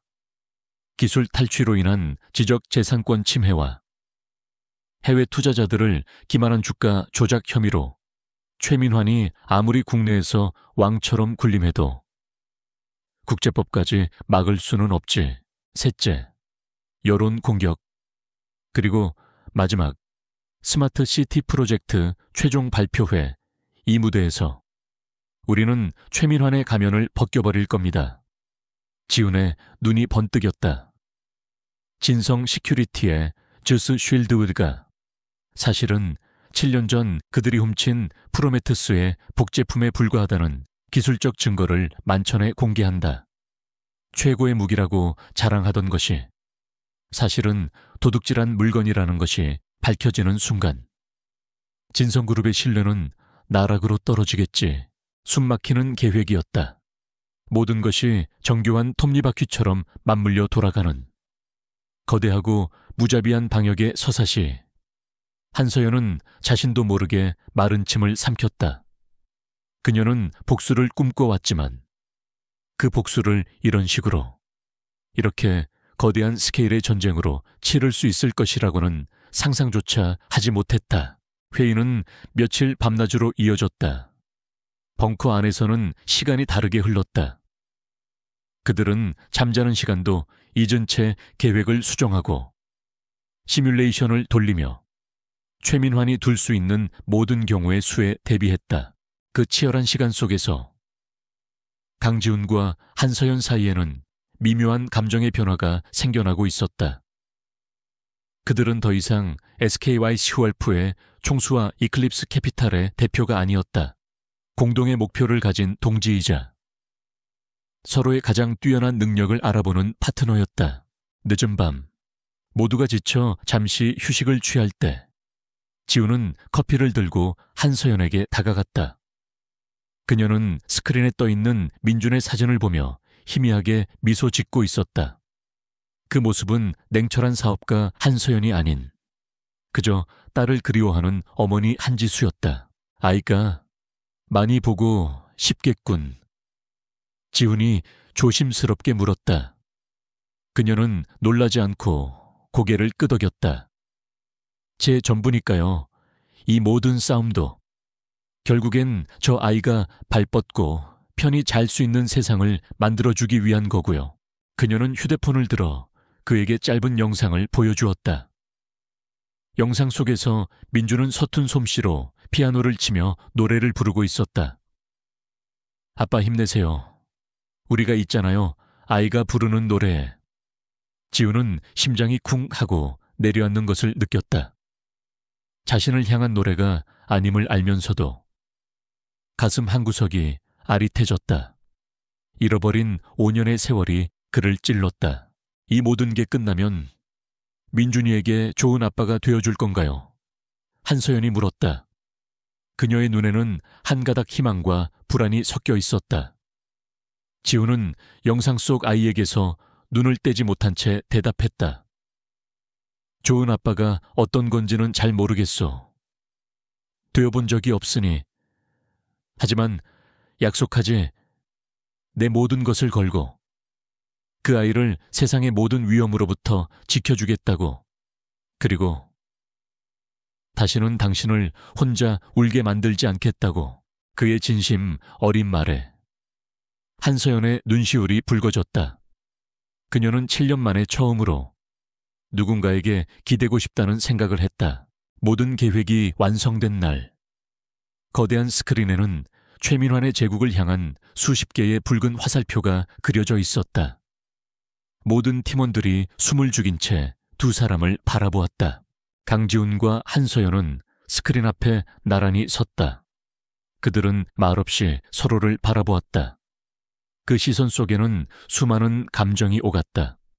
함께 싸울 동지에 대한 믿음, 다가올 전투에 대한 긴장감, 그리고 서로를 향한 이름 붙일 수 없는 깊은 유대감. 지훈이 마침내 입을 열었다. 그의 목소리는 벙커 안에 모든 사람들의 심장을 울렸다. 1단계 작전. 지금부터 시작한다. 체스판의 모든 말이 움직이기 시작했다. 거대한 폭풍이 진성그룹을 향해 조용히 그리고 거침없이 다가가고 있었다. 결전의 날이 밝았다. 진성그룹의 정기 주주총회가 열리는 날, 최민환에게 있어 이 날은 지난 1년간의 성과를 과시하고 자신의 왕국이 건재함을 만천해 알리는 대관식과도 같은 행사였다. 그는 올해도 어김없이 압도적인 지지 속에서 자신의 연임이 통과될 것이라 믿어 의심치 않았다. 그는 아직 자신의 발밑에서 거대한 지각 변동이 일어나고 있음을 전혀 감지하지 못하고 있었다. 같은 시각, 서울 어딘가의 지하 벙커. 수십 개의 모니터가 뿜어내는 푸른빛이 작전실 내부를 가득 채우고 있었다. 강지훈과 한서연을 비롯한 모든 팀원들은 각자의 자리에서 숨을 죽인 채 주주총회장으로 송출되는 실시간 영상과 전 세계 금융시장 데이터를 주시하고 있었다. 공기 중에는 강철을 녹일 듯한 긴장감이 흘렀다. 이것은 지난 몇 주간 그들이 모든 것을 걸고 준비한 전쟁의 첫 번째 포성이 울리는 순간이었다. D-Day, T-I minutes. 데이비드 서가 헤드셋을 쓴 채 나지막이 말했다. 강지훈은 말없이 고개를 끄덕였다. 그의 옆에 선 한서연은 굳게 감았던 눈을 천천히 떴다. 그녀의 눈에는 7년간의 기다림이 담겨 있었다. 주주총회장의 단상 위로 최민환 회장이 모습을 드러냈다. 그는 여유로운 미소를 지으며 주주들에게 손을 흔들었다. 수많은 플래시가 터졌고 장내에는 우레와 같은 박수 소리가 울려 퍼졌다. 그는 마이크 앞에 서서 특유의 카리스마 넘치는 목소리로 연설을 시작했다. 존경하는 주주 여러분, 지난 한 해도 우리 진성그룹은. 그는 화려한 미사여구를 동원해 그룹의 성과를 부풀리고 특히 스마트시티 프로젝트의 핵심인 즈스 쉴트가 가져올 장밋빛 미래에 대해 역설했다. 그는 자신이 이끄는 배가 순항하고 있다고. 그 누구도 이 배를 막을 수 없다고 선언했다. 바로 그 순간 강지훈이 입을 열었다. 시작해 그의 나지막한 명령과 함께 데이비드 서의 손가락이 엔터키를 눌렀다. 공격의 제1단계. 금융타격이 개시되었다. 버뮤다와 케이맨 제도에 위치한 수십 개의 헤지펀드 계좌에서 진성그룹의 주식을 향한 대규모 공매도 주문이 폭포수처럼 쏟아져 나오기 시작했다. 벙커의 중앙 스크린에 떠있던 진성그룹의 주가 그래프가 마치 절벽에서 떨어지듯 수직으로 곤두박질치기 시작했다. 파란색으로 표시되던 숫자들이 순식간에 새빨간 마이너스로 변했다. 주주 총회장에서도 변화가 감지되기 시작했다. 앞자리에 앉아있던 기관 투자자들의 휴대폰 진동이 여기저기서 울리기 시작했다. 무언가 심상치 않은 일이 벌어지고 있음을 직감한 그들의 얼굴이 굳어졌다. 장내의 웅성거림이 파도처럼 번져나갔다. 최민화는 연설 도중 분위기가 이상해진 것을 눈치챘지만 대수롭지 않게 여기며 연설을 마무리했다. 질의응답 시간이 되자 모든 것이 폭발했다. 강지훈의 팀이 미리 섭외해둔 소액주주연대 대표가 손을 들고 일어섰다. 최민환 회장님께 묻겠습니다. 버진 아일랜드에 위치한 RS 캐피탈이라는 회사에 대해 아십니까? 최민환의 미간이 순간 찌푸려졌다. 그의 비자금 창구 중 하나였다. 일개 주주가 알 리 없는 이름이었다. 뜬금없이 무슨 소리요? 이 회사가 지난 몇 년간 진성그룹의 주요 해외 건설 사업을 독점적으로 수주하며 막대한 이익을 챙겼습니다. 하지만 실체가 없는 유령 회사입니다. 이 돈이 전부 어디로 흘러 들어갔는지 회장님께서 직접 해명해 주셔야겠습니다. 그는 손에 들고 있던 서류 뭉치를 단상 위로 집어 던졌다. 강지훈의 팀이 제공한 RS 캐피탈의 자금 흐름 내역서 4번이었다. 경비 저 미친놈 당장 끌어내. 최민환이 버럭 소리를 질렀다. 하지만 이미 늦었다.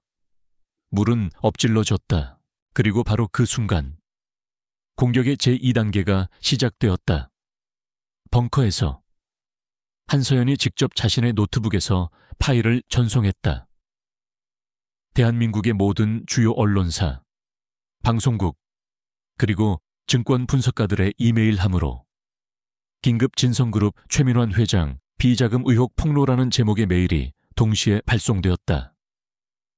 메일 안에는 RS 캐피탈을 포함한 수십 개의 페이퍼 컴퍼니 실체와 그를 통해 조성된 수천억 원의 비자금 내역이 담긴 한서연의 판도라의 상자 첫 번째 페이지가 담겨 있었다. 주주총회장에 있던 기자들의 휴대폰이 일제히 울리기 시작했다. 기사 속보 알림이었다. 속보 진성그룹 최민환 회장. 수천억 원대 해외 비자금 조성 의혹. 단독 유령 회사 통해 계열사 일감 몰아주기. 검찰 수사 착수 예정. 장내는 그야말로 아수라장이 되었다. 주주들의 고함과 기자들의 질문이 뒤섞여 폭탄처럼 터져나왔다. 회장님, 이게 대체 어떻게 된 일입니까? 비자금 의혹에 대해 해명해 주십시오. 주가가 폭락하고 있습니다. 회사를 어떻게 책임지실 겁니까? 최민환의 얼굴은 불그락푸르락하게 변했다. 그는 평생 이런 굴욕을 겪어본 적이 없었다.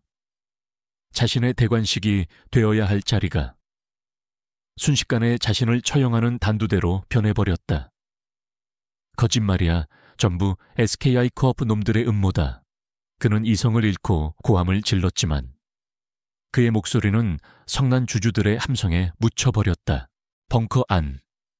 모두가 숨을 죽인 채 스크린 속의 아수라장을 지켜보고 있었다. 완벽한 성공이었다. 최민환이라는 거대한 성벽에 드디어 첫 번째 균열이 생겼다. 한서연은 스크린 속에서 무너져 내리는 최민환의 모습을 조용히 응시했다. 그녀는 통쾌한 복수심을 느낄 것이라 생각했다. 하지만 그녀의 마음을 채운 것은 그보다 훨씬 더 복잡하고 무거운 감정이었다. 아버지의 얼굴이 떠올랐다. 7년 전 억울하게 죽어가야 했던 아버지의 한이 이제야 조금은 풀리는 듯했다. 그녀의 뺨 위로 뜨거운 눈물 한 줄기가 흘러내렸다. 그때 강지훈이 말없이 그녀의 어깨에 손을 올렸다. 따뜻한 위로의 온기가 전해졌다. 아직 시작일 뿐이요. 그의 말대로였다.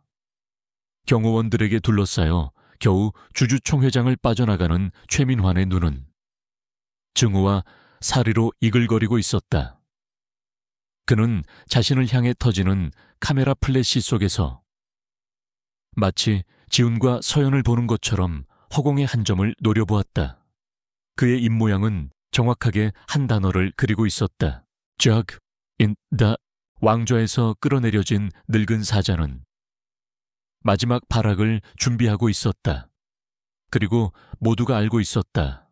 궁지에 몰린 맹수야말로 가장 위험하다는 것을. 전쟁은 이제 막 가장 피비린내 나는 국면으로 접어들고 있었다. 주주총회에서의 몰락은 최민환이라는 늙은 사자의 목에 비수를 꽂은 격이었다. 그의 제국은 검찰의 압수수색으로 유린당했고 주가는 휴지 조각이 되었으며 평생을 충복이라 믿었던 이들은 쥐떼처럼 흩어졌다.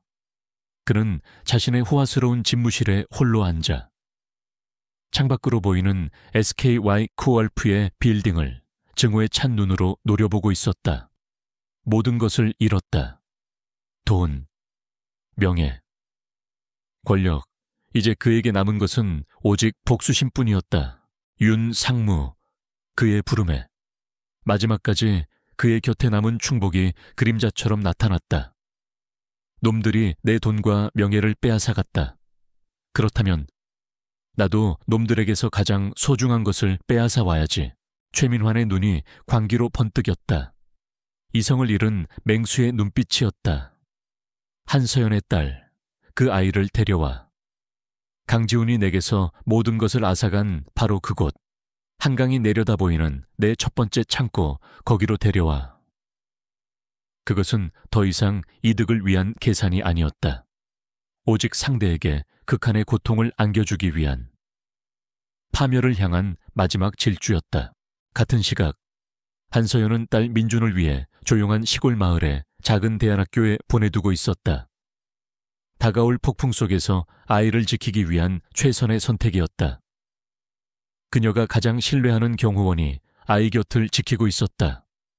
평화로운 오후, 민준은 다른 아이들과 함께 정원에서 그림을 그리고 있었다. 평화는 순식간에 깨졌다.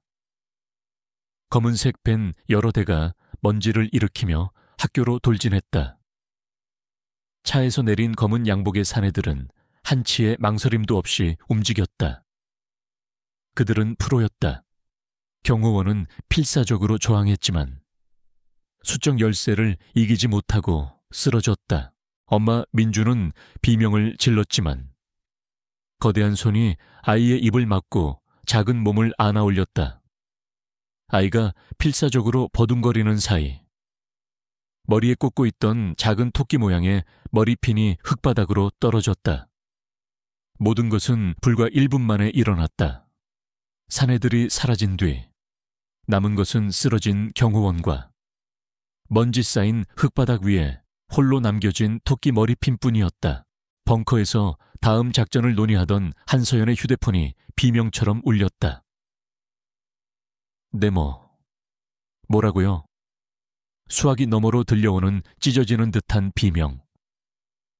한서연의 얼굴이 새하얗게 질렸다. 손에서 힘이 빠지면서 휴대폰이 바닥으로 떨어졌다. 그녀의 몸이 와르르 무너져 내렸다. 민준이가 그녀의 절규에 작전실의 모든 공기가 얼어붙었다. 강지훈은 심장이 멈추는 듯한 충격을 느꼈다. 그는 본능적으로 무너지는 그녀를 부축했다. 정신 차려. 한서연 무슨 일이야? 최민환, 그놈이 민준이를, 우리 딸을 데려갔어요. 그 순간 강지훈의 눈빛이 변했다. 냉철한 전략가의 모습은 사라지고 자신의 새끼를 빼앗긴 맹수의 원초적인 분노가 그 자리를 대신했다. 그는 살면서 단 한 번도 느껴본 적 없는 온몸의 피가 거꾸로 솟는 듯한 격렬한 감정에 휩싸였다.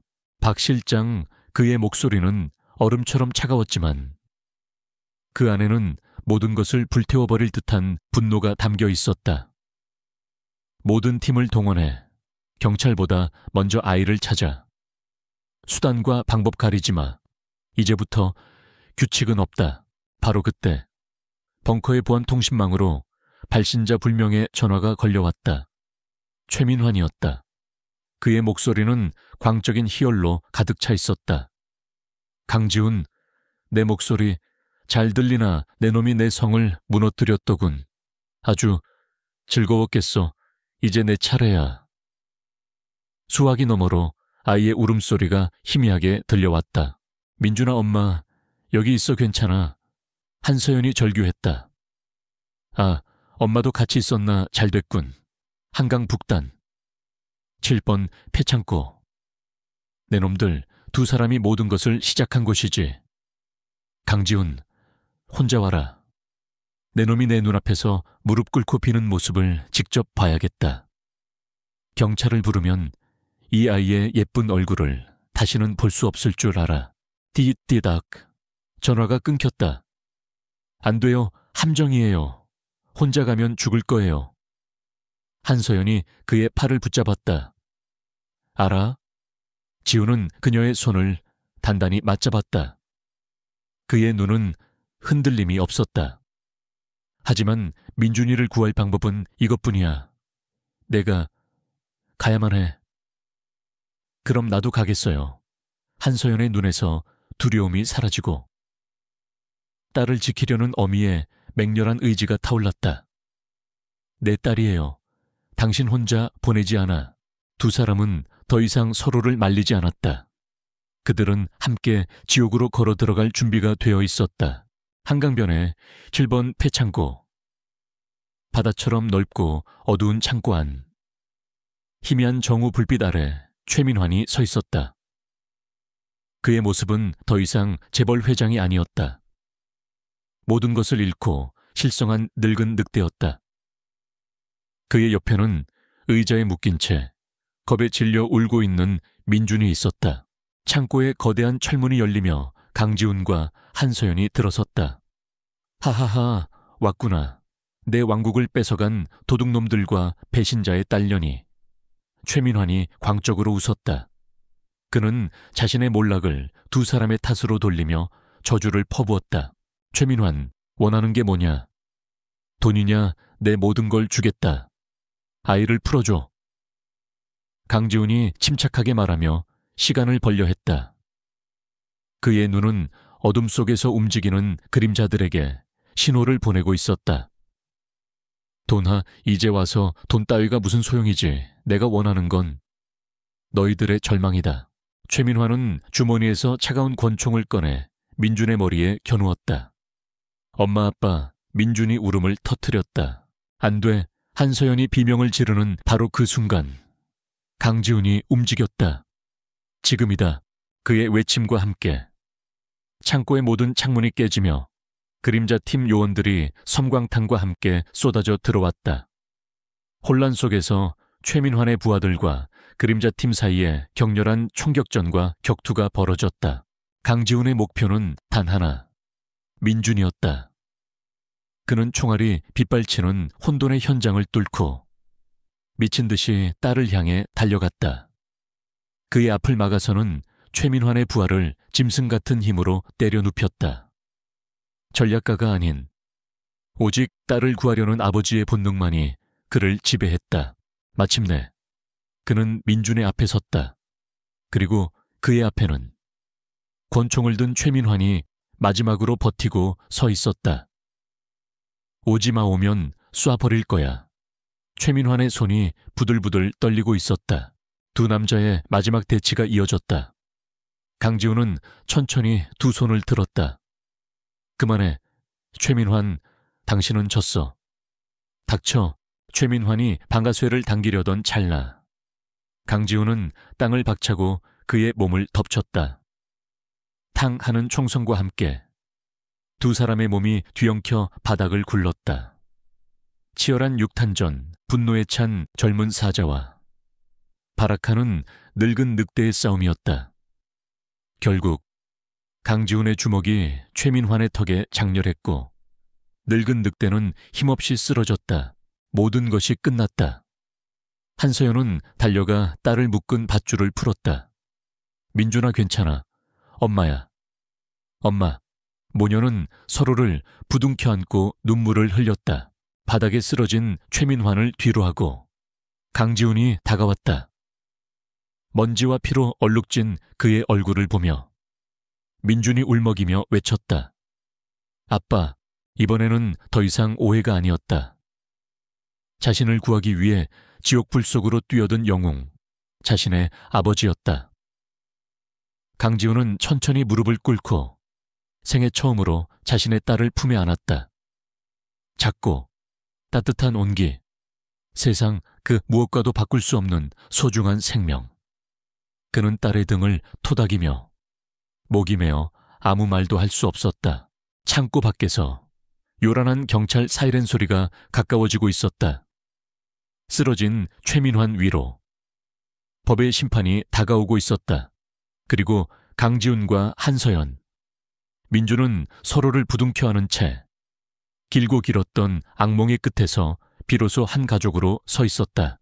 경찰 사이렌 소리가 악몽의 끝을 알리는 장송곡처럼 폐창고에 울려 퍼졌다. 쇠사슬에 묶인 늙은 늑대. 최민환은 증오에 찬 눈으로 자신을 둘러싼 세 사람을 노려보며 끌려 나갔다. 그의 시대는 그렇게 한 줌의 먼지처럼 허무하게 막을 내렸다. 구급대원들이 몰려와 부상자들을 실어 나르고 경찰은 현장 통제선을 설치했다. 그 모든 혼란의 중심에서 강지훈과 한서연, 그리고 민주는 마치 세상에 단 셋만 남은 것처럼 서로를 부둥켜 안고 있었다. 지훈은 자신의 값비싼 수트 재킷을 벗어 딸의 작은 어깨를 감싸주었다. 밤 공기는 차가웠지만 세 사람 사이에는 그 어떤 추위도 뚫을 수 없는 따뜻한 온기가 흐르고 있었다. 그날 밤 이후 세상은 격변했다.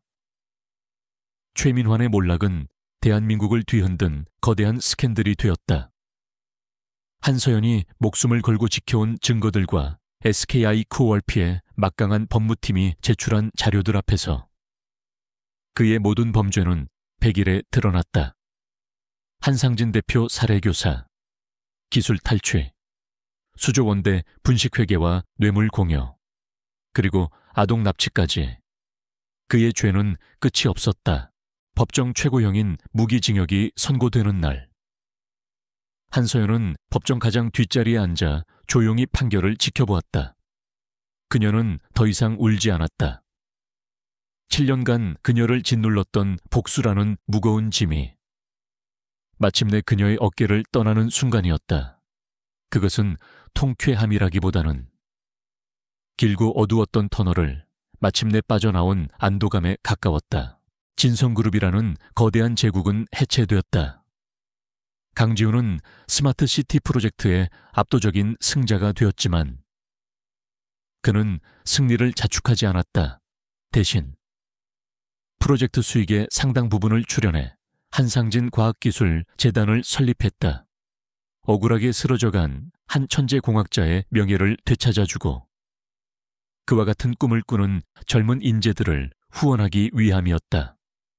강지훈이 한서연의 아버지에게 바치는 진심 어린 존경의 표시였다. 시간이 흘렀다.